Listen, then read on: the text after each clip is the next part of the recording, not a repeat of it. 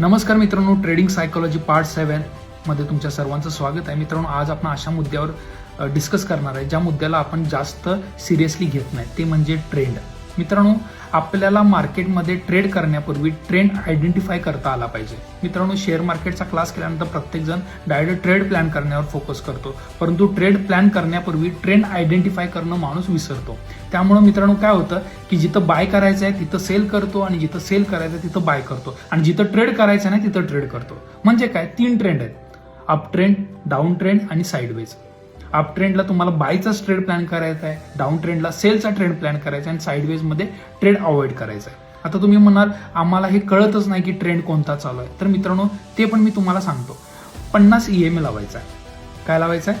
50 EMA लावायचं आहे. 50 EMA लावल्यानंतर 50 EMAच्या जवळ म्हणजेच 50 EMA ला टच करणाऱ्या 2 कॅन्डलवर तुम्हाला फोकस करायचा आहे. तुमचं ट्रेडिंग खूप इझी होऊन जाणार आहे आणि तुम्हाला ट्रेंड आयडेंटिफाय करायला इझी जाणार आहे. आता त्या 2 कॅन्डल रिजेक्शन घेतात की सपोर्ट घेतात हे तुम्हाला आयडेंटिफाय करायचं आहे. त्यानंतर काय करायचं, रिजेक्शन घेतलेल्या कॅन्डलनं त्याच्या वरती म्हणजे 50 EMAच्या वरती जाऊन पुन्हा कॅन्डलनं क्लोजिंग दिलं म्हणजे बायर स्ट्रॉंग आहेत. सपोर्ट घेतला असेल आणि EMAच्या खाली क्लोजिंग दिलं तर सेलर स्ट्रॉंग आहेत.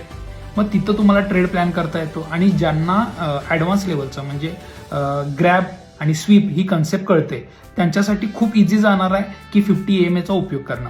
मित्रांनो, फॉरेक्स ट्रेडिंग मी करतो, इंडियन मार्केटमध्ये पण करतो, परंतु फॉरेक्समध्ये जर तुम्ही एंटर करत असाल तर 50 EMA बाप आहे.